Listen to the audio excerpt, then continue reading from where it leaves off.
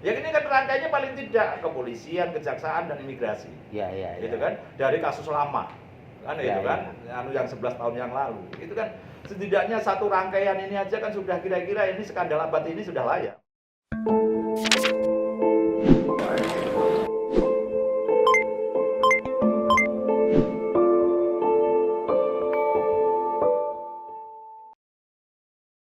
Boyamin Saiman adalah seorang advokat yang pernah membela mantan Ketua KPK Antasari Azhar yang dipidana atas pembunuhan berencana pada awal 2010 silam.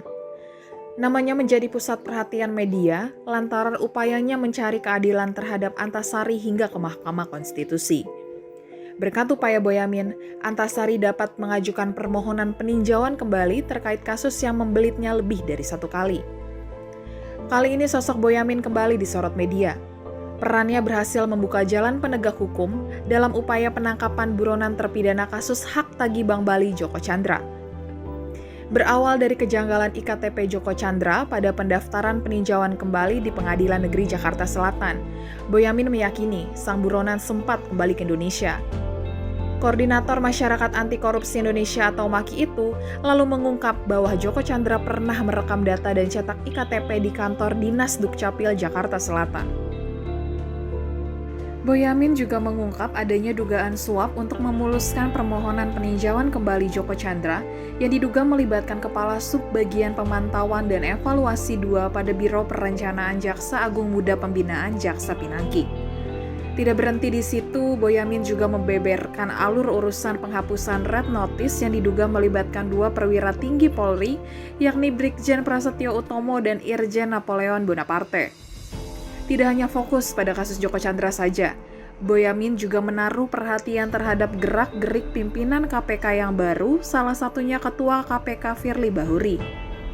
Belum lama ini dia melaporkan Firly ke Dewan Pengawas KPK terkait dugaan bergaya hidup mewah. Dalam laporannya, Firly diduga naik helikopter milik pihak swasta untuk melakukan perjalanan pribadi dari Palembang ke Batu Raja Ogan Komering Ulu. Tidak hanya 2 kasus itu saja, Boyamin tercatat pernah menyoroti sejumlah kasus korupsi lainnya. Di antaranya IKTP yang menjerat Setia Novanto, dugaan suap pengurusan PAW dan hilangnya politikus PDIP Harun Masiku, serta kasus yang melibatkan Sekretaris MA Nur Hadi. Assalamualaikum warahmatullahi wabarakatuh. Salam damai sejahtera buat kita semua. Ketemu lagi dengan saya, Febi Mahendra Putra, wartawan Tribun Network di Jakarta. Kali ini kita akan ngobrol dengan Pak Boyamin Saiman. Mas, Pak kan ketua banget. Oh iya. Jadi dengan Mas Boyamin Saiman, koordinator masyarakat anti korupsi Indonesia yang sekarang lagi banyak dibahas orang. Assalamualaikum. Waalaikumsalam, Mbak Hendra. Mas Boyamin. Ya. Biar enak, jadi tadi Makanya tadi langsung Mas itu biar langsung betul textingnya langsung enak gitu. Mas Boyamin, ini Ya. Anda kan terkenal sekali karena ikut terlibat di dalam pengungkapan kasus-kasus korupsi, demikian pula dengan hal-hal yang terkait dengan kasus korupsi. Ya. Yang paling baru adalah keluar masuknya Joko Chandra, buron kita yang sudah 11 tahun selama ini. Ya. Banyak orang kepingin tahu dengan adanya pengungkapan ini sejumlah perwira tinggi Polri, ada orang kejaksaan, ada teman-teman di KPK. Apa selama pengungkapan ini Mas Boyamin tidak pernah menerima teror, intimidasi atau apalah bentuk-bentuk yang sejenis? Kalau toh ada pasti tidak saya ceritakan, Mas. Karena ini akan menurunkan semangat teman-teman yang lain. Itu Jadi ya. anggap aja tidak ada. Anggap aja tidak ada. Ya. Meskipun belum tentu tidak ada kan? Ya, lebih banyak tidak ada juga. Mas Boyamin, bisa diceritakan nggak sedikit mengenai bagaimana Anda bisa membantu aparat penegak hukum dan masyarakat ketika mengungkap masuk keluarnya Joko Chandra yang kemudian melibatkan para penegak hukum kita ini? Iya, ini kan sebenarnya kalau saya itu kan post factum kan itu. Ya, betul, post factum. Hanya yang peristiwanya kan sudah ada sebelumnya, betul. gitu kan. Jadi bukan berarti ya saya yang membongkar loh, ya, sebenarnya kan gitu kan. Ya. Peristiwanya ada. Mungkin oleh orang lain pun juga bisa terbuka atau oleh keadaan yang lain juga bisa terbuka. Orang mestinya saya ingatkan kembali, saya urusan Bank Bali itu sejak tahun 2014. Betul. Sudah pra-peradilan waktu itu untuk menggugat Setia Novanto. Pikiran saya dia pernah kena kasus sesi Bank Bali, kasus Bank Bali kok bisa jadi ketua DPR. Ya. Saya gugat. Nah, karena saya gugat kan saya mempelajari Ya. apa sih konstruksinya Bank Bali itu. Hmm. Nah, terus kemudian setelah saya gugat ketahuanlah Joko Chandra dapat SP3. Loh, Rudy Ramli dan itu pernah disidangkan pun tapi di kasus perbankan gitu, terus Tanri Abeng juga enggak tahu gimana ceritanya gitu, terus Setia Novanto kok dapat SP3. Ternyata Rudy Ramli dan Tanri Abeng enggak dapat SP3. Joko Chandra, Pandi Lubis dan Syaril Sabirin masuk penjara. Nah, tiba-tiba Setia Novanto kok dapat. Bahasa saya waktu itu sudah langsung ini ada yang ada yang nggak beres gitu, ya. pasti gitulah. Ya. Kemudian orang tidak tahu bahwa saya membuka radar terus gitu loh. Oh, radar gitu Bank ya. Bali gitu Buka kan. radar terkait dengan Bank Bali ya. Iya, dan saya gugat juga tersangkanya Tanri Abeng, habis itu saya gugat. Rudy Ramli juga saya gugat dan kemudian tiba-tiba kan masuk 2018 Mas. Daluarsa di situ, 2017 18 daluarsa. Ya udah, tapi saya masih tetap memantau itu dengan konstruksi bahwa Bank Bali itu kasusnya bukan cesinya sebenarnya, adalah pencairan uang dari BPPN terhadap klaimnya Bank Bali. Ya. Itu karena dulu ngakunya Bank Bali meminjamkan uang terhadap Bank BDNI dan Bank BUN 905 miliar. Tapi berdasarkan aturan Menteri Keuangan itu tidak bisa dibayar klaim itu karena tidak didaftarkan Bank Indonesia, tidak dijamin oleh pinjaman tadi, tidak ada jaminannya gitu loh. Meskipun jaminannya juga kredit kepada nasabah yang lain, kan sistemnya begitu. Nah, dua-duanya tidak dapat sehingga sudah 3 kali diajukan dan ditolak. Nah, pencairan itu maka dianggap buatan melawan hukum dan kerugiannya adalah 905 miliar. 905 miliar. Ya, tapi yang bisa disita kejaksaan kan kemarin 546 ya, yang 546. masuk ke Joko Chandra sehingga dijadikan barang bukti dan itu kemudian karena dinyatakan bersalah itu kemudian dirampas. Sudah. Tapi masih ada sisa sebenarnya kalau bicara kasus ini adalah 359.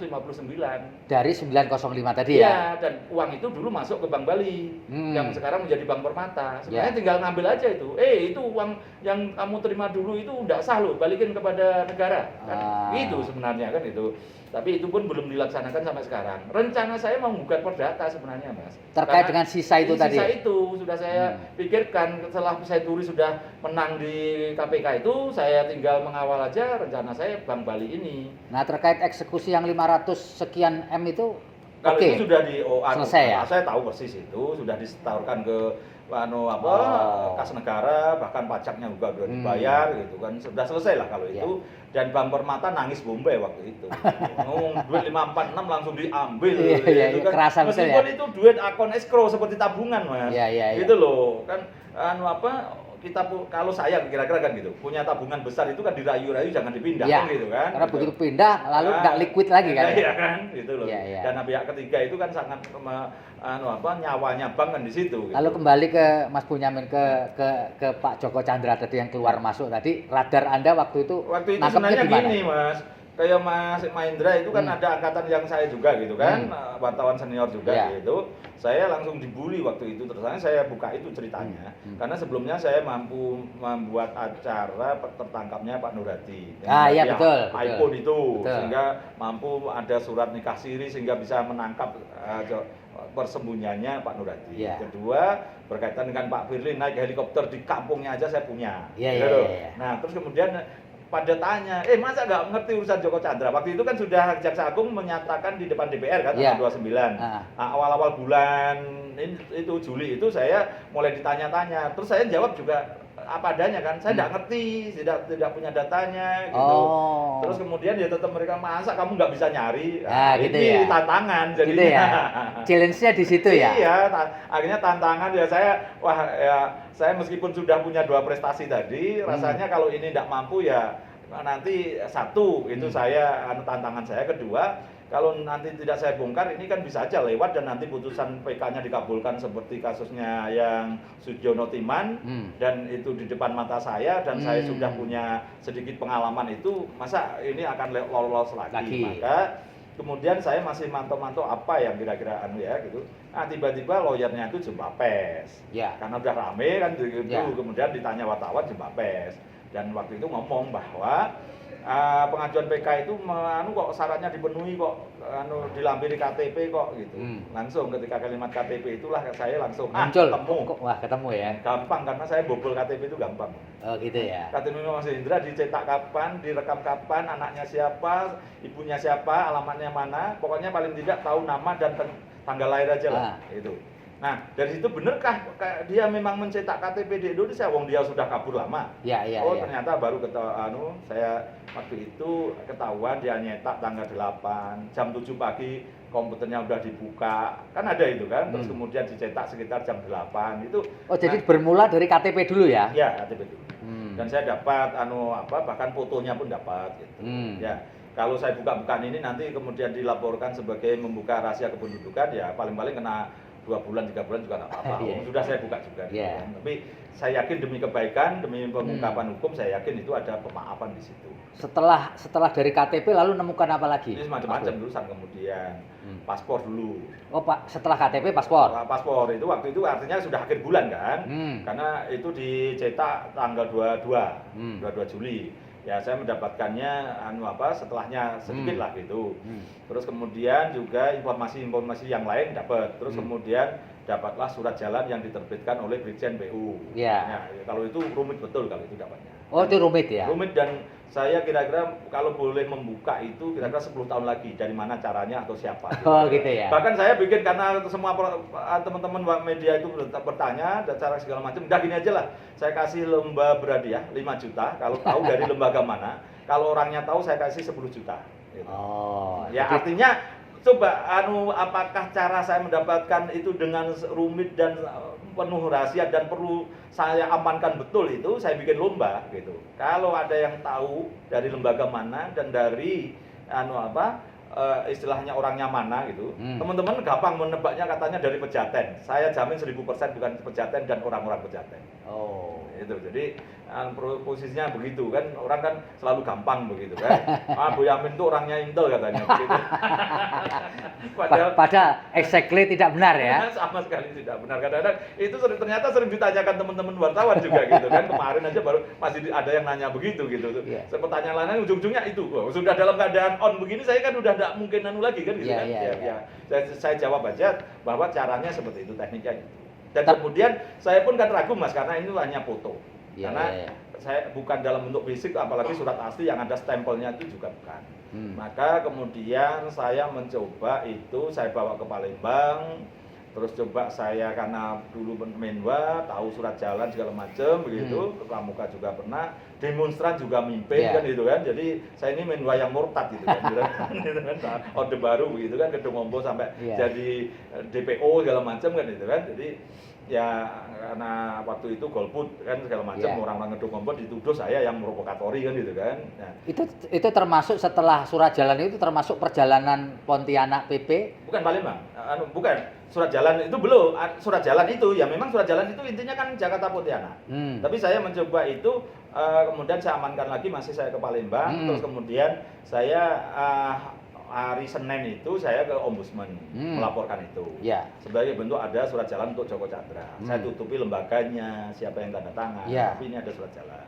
Terus kemudian hari Selasanya aku tingkatkan derajatnya ke Komisi 3 DPR. Orang kan semakin tahu, oh ini pasti instansi hukum kan itu kan. Tiba-tiba saya sampaikan begitu, saya melakukan konfirmasi segala macam, itu kan. Kemudian saya sudah paham betul kalau itu artinya sudah dari mana asalnya. Dan kemudian saya mengkonfirmasi kepada teman. Nah, teman itu nampaknya ada yang menyampaikan kepada Mas Netapane. Mas Netapane ngomong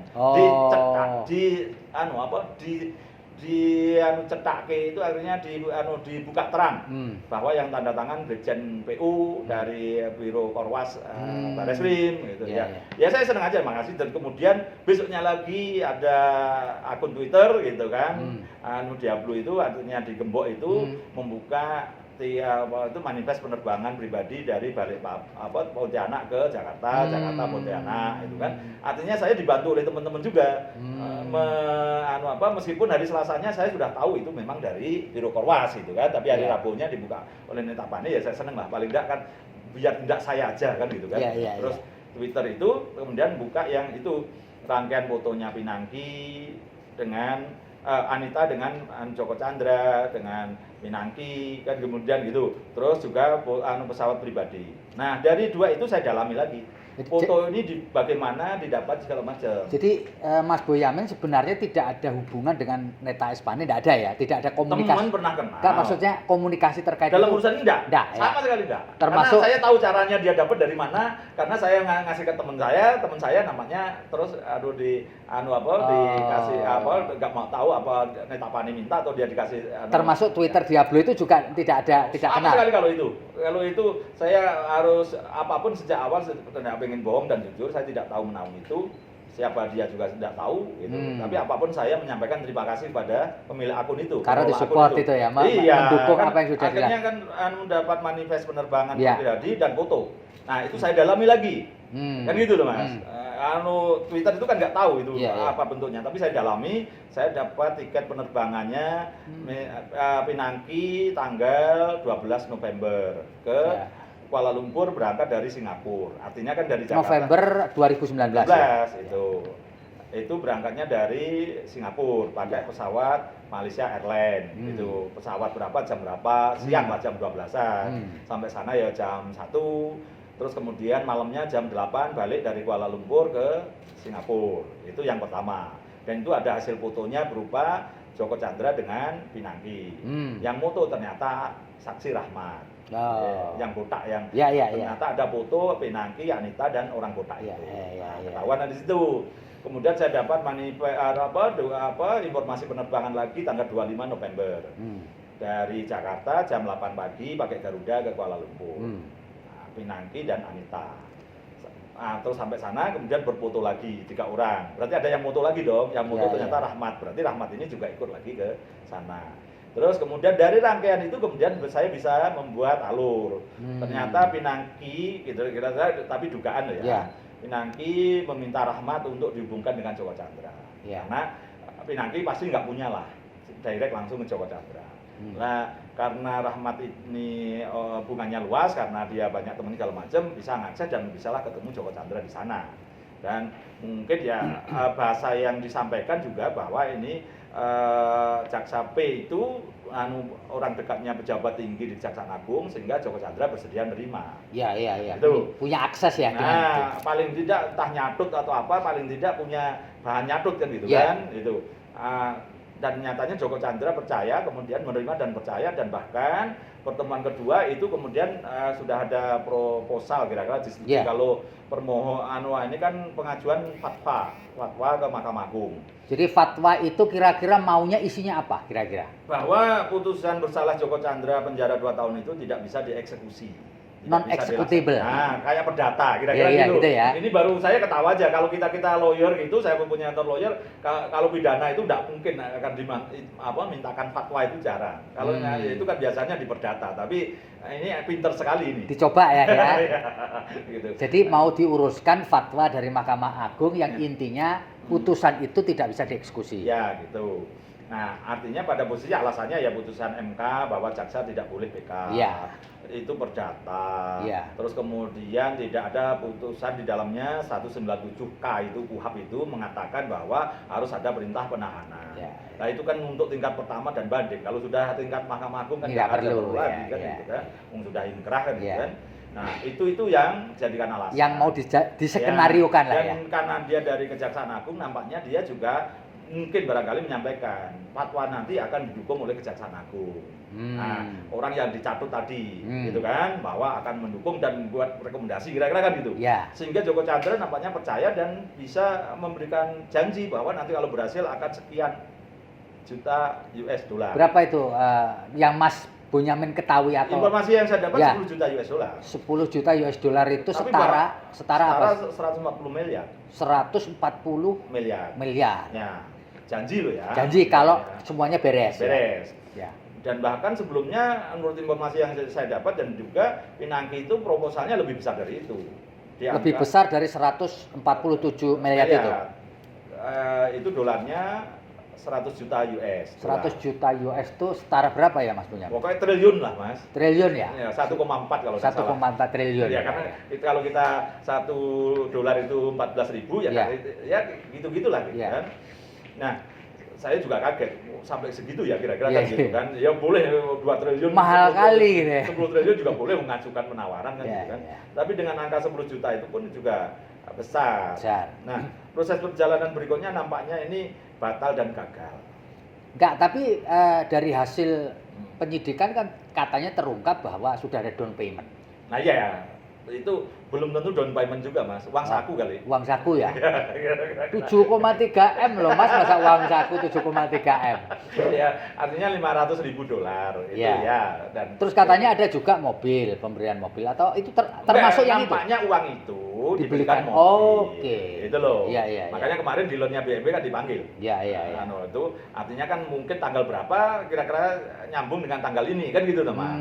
Kalau ya. penyidik senior dan itu independen Mas, gampang kayak begini Bu, ini nggak sulit lah. Ya. Soal nanti yang pelakunya nggak ngaku itu kan pengakuan tersangka, pengakuan pelaku, pengakuan terdakwa itu kan nomor 29 bagi Betul. penyidik yang senior. Ya, ya. Maka apalagi juga jaksa yang menilai penyidikan itu nomor 50.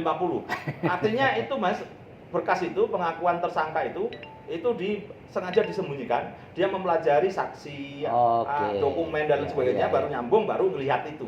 Pengakuan Kalaupun nggak dia. lihat, karena justru yang senior, yang ahli, penyidik maupun yang jaksa yang menilai berkas itu, dia tidak mau terpola omongannya tersangka. Ya, ya. Gitu loh, maka dia kadang-kadang nggak mau baca itu gitu.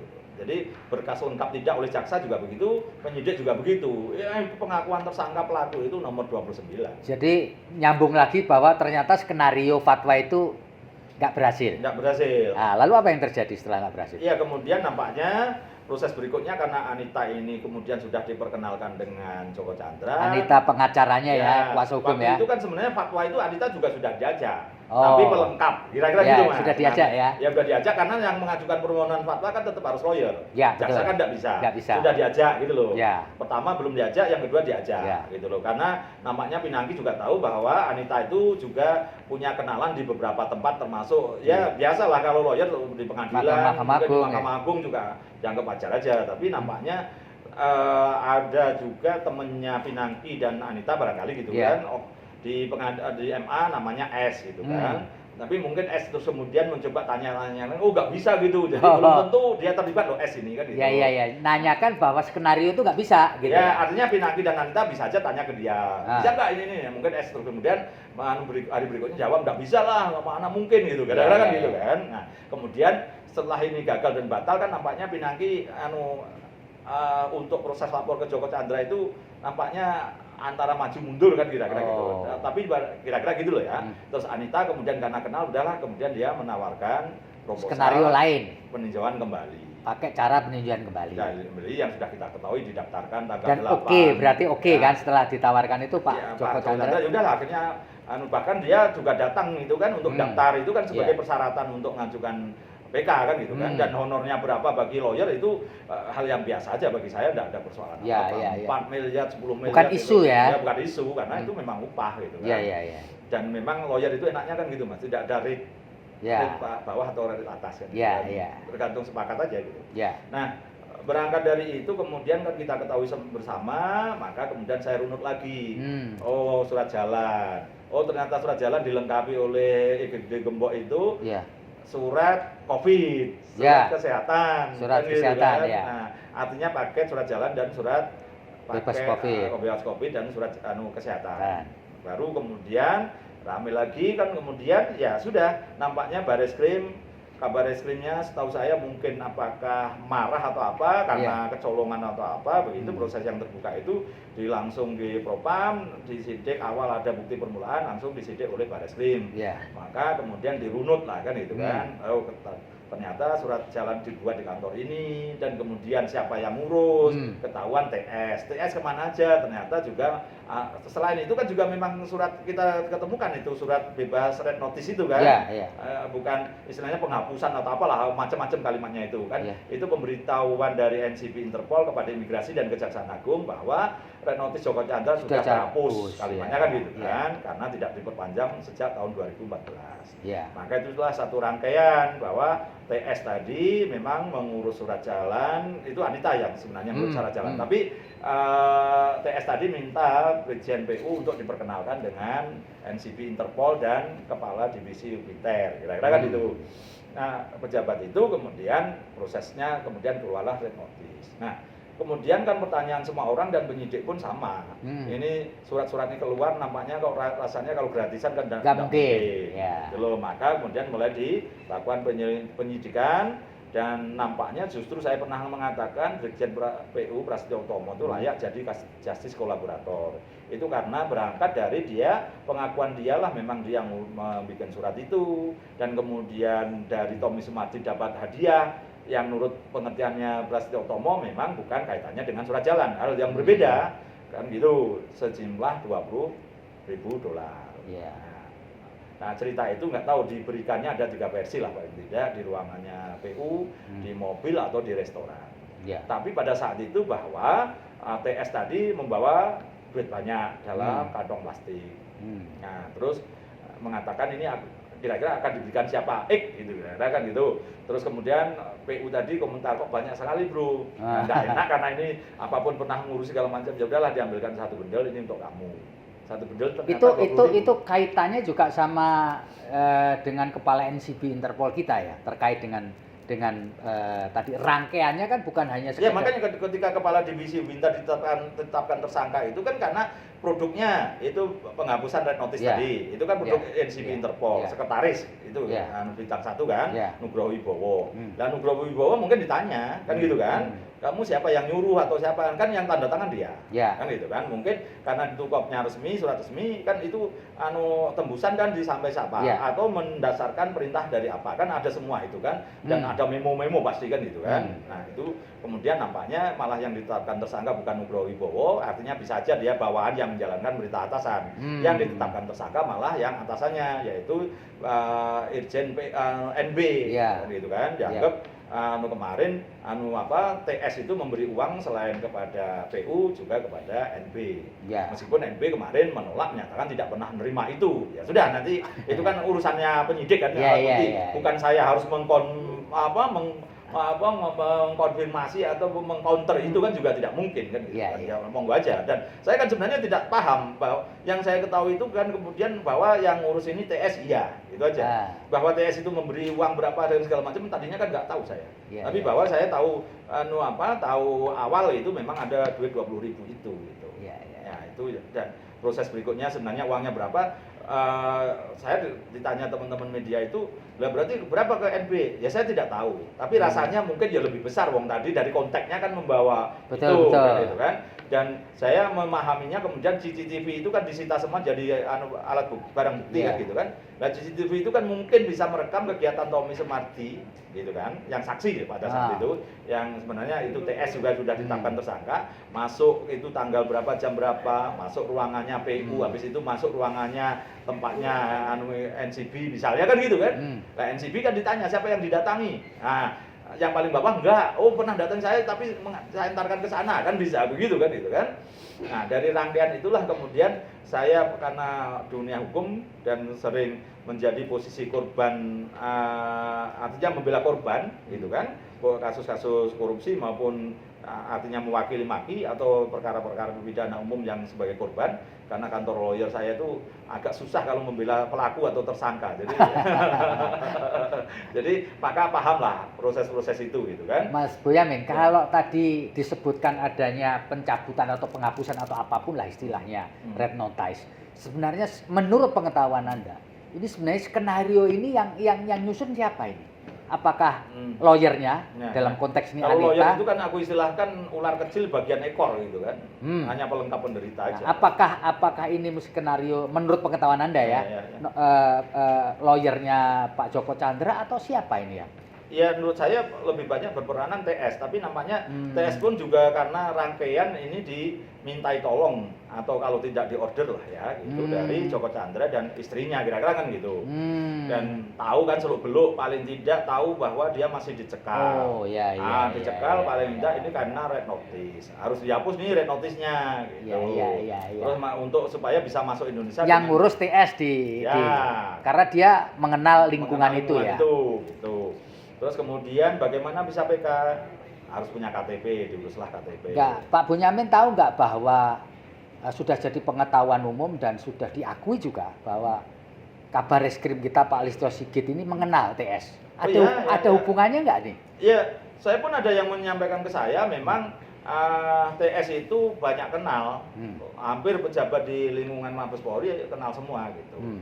Tapi kalau kita bicara analisa aja gitu kan, ketika Kabar Reskrim misalnya kalau terlibat, gitu, dia pasti nggak berani memproses ini. Paling-paling diselesaikan dengan ada 2 propam, ini pelanggaran etik, kemudian dicopot jabatan, diturunkan pangkat sampai diberhentikan dengan tidak hormat kan bisa aja di sana kan gitu kan, terlokalisir dan terselesaikan dengan adat. Kira-kira kan gitu. Tapi dengan dia justru melakukan penyidikan ingin menunjukkan dia bersih. Tapi kan walau alam apa yang terjadi kan kita tidak tahu Mas Mahendra kan gitu kan. Mas Bonyamin, Jaksa Pinangki ini sebenarnya kan bukan jaksa yang ada kaitannya dengan sebuah penanganan perkara. Selain itu juga pangkatnya masih terlalu rendah. Ya. Kan? Melakukan satu perbuatan yang menghebohkan. Ya. Menurut Anda apakah dia mempunyai sesuatu yang sehingga dia bisa melakukan hal ini? Menurut Mas Bonyamin. Kan dia mengaku kemana-mana itu dekat dengan pejabat tinggi di Jaksa Agung. Kita sebut aja Jaksa Agung. Karena sudah mulai terbuka kan gitu kan. Lah, kedekatannya itu seperti apa? Saya belum punya data dan kemampuan detektif saya tampaknya tidak spesialis ke situ. Gitu. Kan kalau dekat itu kan sifatnya personal, Mas. Kan Iya. Gitu. Jadi ada indikasi bahwa dia dekat dengan seorang petinggi Jaksa Agung lah katakanlah gitu. Cuman sedekat apa Mas Bonyamin tidak tahu ya? Tidak tahu. Dan nampaknya bahan itulah yang dipromosikan kepada Joko Chandra dan Joko Chandra percaya. Dan saya sederhana, Joko Chandra itu kan orang kaya dan pengusaha, pernah kena kasus segala macam. Tidak mungkin dia ceroboh sekedar mempercaya orang kalau tidak ada bukti yang menunjukkan bahwa Pinangki itu dekat dengan Jaksa Agung misalnya kan gitu kan. Nah, kita belum tahu semua itu. Tapi Jaksa Agung memang sudah membantah katanya tidak tahu dan tidak dekat bisa jadi, tapi masih pertama itu tadi yang dibantah bahwa tidak tahu urusannya Pinangki dengan Joko Chandra. Kan Pinangki ada yang mengatakan dia sudah seizin atau sepengetahuannya Jaksa Agung ketika menemui Joko Chandra. Itu dari mana? Dari majalah Tempo dan TV Narasi yang punya Mantan Najwa. Itu menyatakan seperti itu kan gitu kan. Saya malah belum dapat itu, tapi setidaknya dari itu Jaksa Agung membantah bahwa dia tidak tahu dan tidak mengizinkan urusan Pinangki. Tapi urusan personal dekat itu belum dibantah sampai hari ini. Ya, kita tunggu nanti apakah itu sudah dibantah atau diakui kan gitu kan. Tapi setidaknya bahwa klaim dari Pinangki akhirnya dipercaya Joko Chandra itu saya yakin dalam konteks-konteks tertentu Pinangki mampu meyakinkan Joko Chandra bahwa memang dia dekat. Bahwa informasinya bahwa sempat nelpon di hadapannya Joko Chandra, tapi wallahu alam saya belum sampai ke sana karena saya bukan ahli hacker yang bisa ngambil data telepon misalnya kan gitu. Tapi setidaknya dengan itu Joko Chandra yakin, dan keyakinan itu pasti tidak sembarangan, pasti berbagai analisa dan dikonfirmasi ke beberapa yang lain. Artinya ini bukan isapan jempol bahwa narasinya dekat Pinangki dengan Jaksa Agung itu bukan suatu yang isapan jempol menurut aku. Mas Bonyamin juga gini, kalau Mas Mahendra sebenarnya mau gitu, kira-kira melakukan survei menyamar dengan responden adalah pegawai Kejaksaan Agung, gitu kan? Pertanyaannya sederhana, nomor 1, apakah Pinangki kenal dengan Jaksa Agung? Itu kira-kira gitu. Dan sepanjang mereka memberikan jawaban bebas dari 10 kira-kira 7 sampai 8 kira-kira akan menjawab iya. Kenal ya. Apakah hubungannya dekat? Mungkin lebih sedikit, tapi ada yang mengatakan ya dekat. Gitu. Mas Bonyamin, muncul informasi juga, mungkin Anda mendengar juga, sebelum ditangkap di Malaysia oleh Kepolisian Raja Malaysia, ada seorang pejabat tinggi di Kejaksaan Agung yang menghubungi Joko Chandra lewat telepon. Apakah Anda mempunyai informasi terkait itu? Malah kan saya sudah melaporkan ke Komisi Kejaksaan itu. Gimana? Artinya kalau ceritanya saya gimana? Melapor itu kan kira-kira 90% kira-kira kan gitu. Gitu. Artinya itu kejadiannya mestinya setelah tanggal 29 Juni. Hanya bulan Juli aja lah. Juli ya. Gampangnya Juli ya. Agustus kan. Bulan Juli pejabat tinggi tersebut menghubungi Joko Chandra. Ya. Nah, isinya apa saya juga tidak tahu. Tapi bukan itu. Kontennya itu bukan itu. Kontennya justru pejabat ini mendapatkan nomor HP-nya Joko Chandra dari siapa? Ya. Karena itu nomor HP yang sangat pribadi bagi Joko Chandra. Tidak semua orang tahu. Tahu ya. Pegawainya yang di Indonesia Belum tentu tahu ya. Tahu itu. Ya. Tahu mungkin 1-2 lah kira-kira Ya. kan gitu. Dan pejabat tersebut bisa menghubungi dan diangkat Joko Chandra. Nah, mungkin kalau tahu pun itu belum tentu diangkat juga kan. Ya, artinya ya. kan bisa jadi sudah ada konfirmasi sebelumnya, ada yang mau menghubungi Oh, kan gitu. iya. Konteksnya itu yang utama yang saya laporkan itu, saya minta Komisi Kejaksaan memanggil yang bersangkutan untuk mengetahui dari mana nomor HP itu didapat. Ya. Pasti dari A, A dari B, B dari C, C pasti dari Joko Chandra. Nah, A, B, C ini hubungannya apa kok punya nomor handphonenya Joko Chandra? Ya. Apakah juga ada kaitannya dengan Pinangki? Kan jadi begitu kan, gitu kan? Nah, kalau itu penyidiknya senior dan pinter itu pasti gampang. Kalau memang ada benang merah pasti akan ketahuan benang merahnya. Gitu. Sehingga kontennya itu kemudian nanti mudah-mudahan ini memang ada benang merahnya, bahwa rangkaian klaim dari Pinangki dekat tadi kemudian dapat terkoneksi uang, semua ya, terhubung semua ya. Gitu. Potongan-potongan itu kemudian akan menjadi puzzle yang bisa membentuk gambar. Menurut Anda, Mas Bonyamin, kenapa Kejaksaan Agung keberatan kalau kasus Jaksa Pinangki ini di take over sama KPK? Ya, pertama kalau idealnya karena dia merasa mampu. Oh, merasa mampu. Merasa mampu gitu aja. Ya. Karena kan nanti kalau di take over kan kesannya nggak mampu. Ya. Ini bagi orang jaksa yang bersih dan lurus kira-kira gitu. Ya. Kita kan harus mencoba menjadi mereka kan gitu, kan gitu kan. Terus Tapi faktornya bagi yang punya kepentingan, Ya. gitu kan, Ya. itu pasti akan semakin keberatan karena khawatir nanti di sana kemana-mana. ya terbuka lebar, jaringan segala macam dan hal-hal yang kemarin tertutup menjadi terbuka kan gitu kan. Karena posisinya apapun menjadi hal-hal yang kalau benar premis-premis tadi, potongan-potongan tadi ada benang merahnya, maka menjadi sesuatu yang menghebohkan. Kira-kira tidak terkendali lah kira-kira gitu. Iya, dan bisa jadi skandal abad ini. Iya. Kira-kira kan gitu. Iya. Jadi Kalau di skandal Amerika dulu itu Watergate. skandal yang paling hebat itu Watergate kan gitu kan, Iya, sampai iya. sekarang belum Iya. ada yang menandingi Iya, gitu iya, kan. iya. Bisa-bisa ini skandal hukum yang bisa jadi sampai kapanpun tidak akan ada yang nandingi dan sebelumnya tidak ada gitu. Kira-kira Gitu ya. kan. Ya ini kan rangkaiannya paling tidak kepolisian, kejaksaan dan imigrasi. Iya. Gitu kan, dari kasus lama. Kan Iya, itu kan, yang 11 tahun yang lalu. Itu kan setidaknya satu rangkaian ini aja kan sudah kira-kira ini skandal abad ini sudah layak Mas Wendra. Nah, kebetulan ini ya. Ya. Ini semuanya mungkin serba kebetulan. Di tengah itu tiba-tiba di malam Minggu setelah libur panjang, kantor Kejaksaan Agung, gedung utamanya ludes terbakar karena dilalap api 11 jam. Ya ini saya tahu Mas Bonyamin bukan paranormal sih. Ya. Tapi setidak-tidaknya kalau mendalami hal-hal terkait dengan itu, punya nggak analisis atau perakiraan terkait Iya, dengan karena kemarin saya pas berlibur di Gunung Lawu, tapi orang anggap saya semedi, padahal ya berlibur aja. Gitu. Di lereng Gunung Lawu, di Tawangmangu gitu. Nah, dikira saya malah dapat wangsit dari sana kan. Tapi saya lengkapi hari Seninnya saya segera menemui orang-orang yang kompeten itu. Di Semarang ada seorang penegak hukum yang punya famili dari PLN yang sudah pensiun. Kan? Nah, di situ dikonfirmasi kalau dari sisi elektrikal itu apakah itu wajar kebakaran seperti itu. Bahasanya orang tadi ya bahasanya tidak wajar gitulah. Kalau kita bisa memahami tidak mungkin kan gitu kan. Nah, artinya itu berarti kalau dari sisi konslet nampaknya tidak mungkin. Karena dengan model seperti itu, merembetnya secepat itu, dan kadang-kadang ada letupan dan kemudian segala macam. Kalau konslet mestinya hanya satu lokasi meskipun tidak ada orang, alasannya kan itu, dia merembet dan angin besar. Nah itu mari nanti, dan kedua saya menemui penegak hukum juga yang ahli urusan forensik kebakaran ya, forensik kebakaran. Bakar membakar. Gitu. Jadi pasti akan diketahui titik nolnya apa. Apakah dari rokok, apakah dari bensin, apakah dari minyak tanah, atau dari konslet listrik. Dan menjalarnya juga akan diketahui. Konslet pun juga diketahui ini konslet lama atau baru atau disengaja. Itu akan pastilah, yakinlah sepanjang catatannya penyidiknya independen akan mengetahui persis itu apa yang terjadi, didukung oleh laboratorium forensik, didukung ahli api, ahli kebakaran segala macam, pasti akan ketemu. bahwa titik nolnya itu dari apa. Ya. Dan kemudian CCTV kan juga nggak ada sekitar-sekitarnya. Kalau Ya, ada ya, orang ya. sabotase pasti ketahuan itu, orang masuk segala macam atau lewat depan melompat pagar atau bagaimana akan ketahuan di situ. Maka dari analisis itu saya sepenuhnya mari kita menyerahkan kepada penyidik mengungkap. Kalau toh ini bukan sabotase tapi nampaknya ini hukuman. Karena menurut pengertian saya ini kan bahasa saya ini, kita ini kan berdoa tidak cukup dengan berdoa memohon keselamatan. Doa kita itu kan bagian dari pekerjaan kita itu harus tulus, kan gitu kan? Diniat ibadah dan mengabdi pada negara. Kalau memang orang-orang ini adalah PNS dan juga jaksa, kan gitu kan?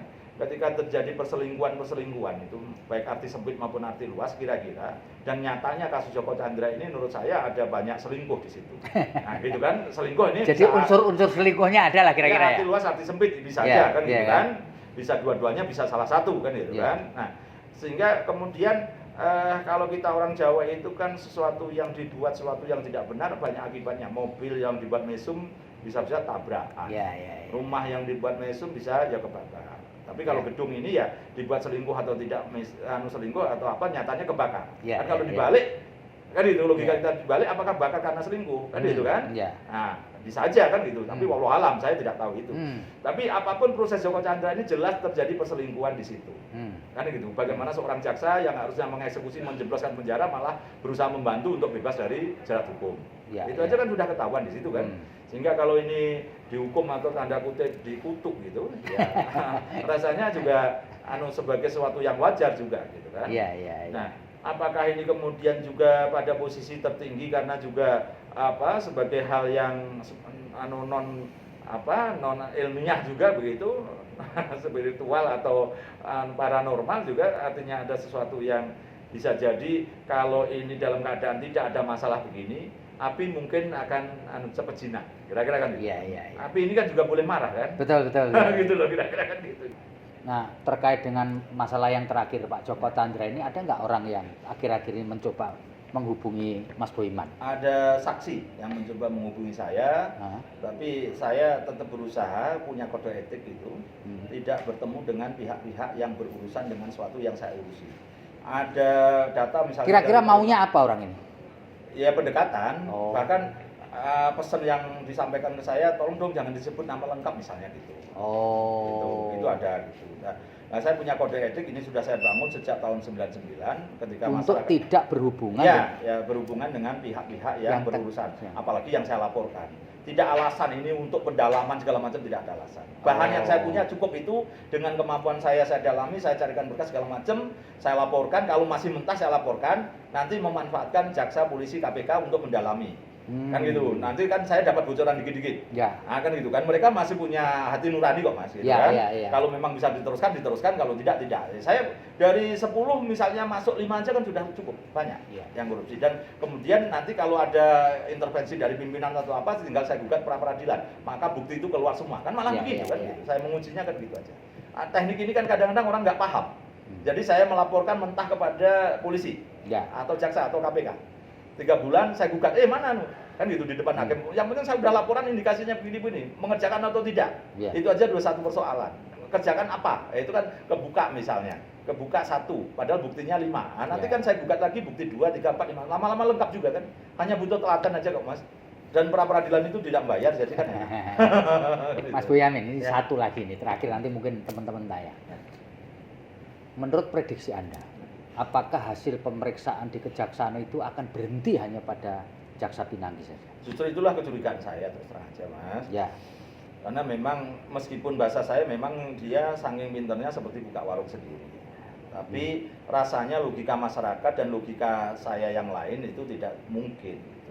Maka untuk itu saya kalau ditangani Kejaksaan Agung nampaknya hanya kepada Pinangki. Nah, untuk menjawab kepercayaan publik, memang pun kalau toh Pinangki, maka saya minta tetap dialihkan ke KPK. Nah, kalau KPK nanti yang ngomong memang yang terlibat itu hanya Pinangki, lebih dipercaya masyarakat. Ini soal kepercayaan terhadap pemerintahan keseluruhan ya. Nanti kalau kepercayaan terhadap Kejaksaan Agung, penegakan hukum ini rendah, ke pemerintah juga rendah. Dan itu bisa jadi presiden malah bisa-bisa dikudeta orang, misalnya kan gitu kan, dikudeta oleh DPR, bisa jadi kan gitu kan kalau kepercayaan rendah kan gitu kan. Maka dalam hal ini pemerintah, makanya saya selalu menegaskan kepada Pak Presiden, Pak Jokowi untuk kemarin misalnya tegas untuk memerintahkan polisi nangkap, akhirnya bisa tertangkap kan gitu kan. Nah, ini sebagai dirijen Pak Presiden ini harus mampu memanajemen penegakan hukum ini dengan cara bahwa Pinangki diserahkan kepada KPK. Kan kalau presiden memerintah jaksa agung kan sah, boleh. Tapi kalau memerintah KPK enggak boleh, karena dia independen. Kan dibalik aja. Jangan menyuruh KPK-nya mengambil alih, suruh aja ke jaksa agung, serahkan aja udah. Karena nanti sama-sama hasilnya orang tetap percaya di KPK. Bahkan lebih bagus pun di Kejaksaan Agung tetap rakyat tidak percaya. Itu loh Mas. Itu kasihan pada posisi itu. Dan kemudian Kejaksaan Agung ini kan masih ada Jiwasraya dan Reksa dan buku BPJS gitu, masih banyak. Lebih baik tenaga pikirannya memfokuskan itu, masyarakat juga tahu produksinya mereka. Dengan Pinangki dan Inhu kemarin yang Riau itu, sekarang repot, betul Gudang Bundar ini ngurusi ini, menjadi tidak produktif. Oh, itu pemerasan ya? Ya, jadi Kejaksaan Agung tenaga daya upaya segala macam penyidiknya hanya untuk ngurusi ini, berhasil kayak apapun tidak dipercaya masyarakat. Nah, kalau diserahkan KPK mereka kehilangan beban ini. Juga khawatir nanti katanya ada yang melindungi atau apa, mereka juga sudah bebas pundaknya mengurusi yang tugasnya dia. Dan maka kemudian hasilnya apapun KPK misalnya memang yang terlibat diduga itu hanya Pinangki, selesai dan percaya orang. Malah kepercayaan terhadap Kejaksaan Agung meningkat. Mas, satu lagi yang saya lupa nanya. Satu lagi saya lupa tadi. Apa menurut Mas Bonyamin itu yang membuat Malaysia itu menyerahkan Joko Chandra? Proses politik saya tahu panjang itu, Mas. Intinya kenapa itu? Pendek aja mungkin pengetahuannya Mas Bonyamin. Bahwa hari Selasa tanggal berapa itu saya tidak tahu, sebelum hari Jumat ditangkap itu, bahwa ada putusan pengadilan Malaysia menyatakan Najib Razak diputus bersalah. Oh iya. Nah, ini kan mentornya atau teman bisnisnya atau sekondannya Joko Chandra di Malaysia. Nah, Muhyiddin Yassin nampak sebagai Perdana Menteri baru, meskipun dia didukung oleh UMNO, dia tidak begitu ikhlas kalau UMNO ini nanti berjaya.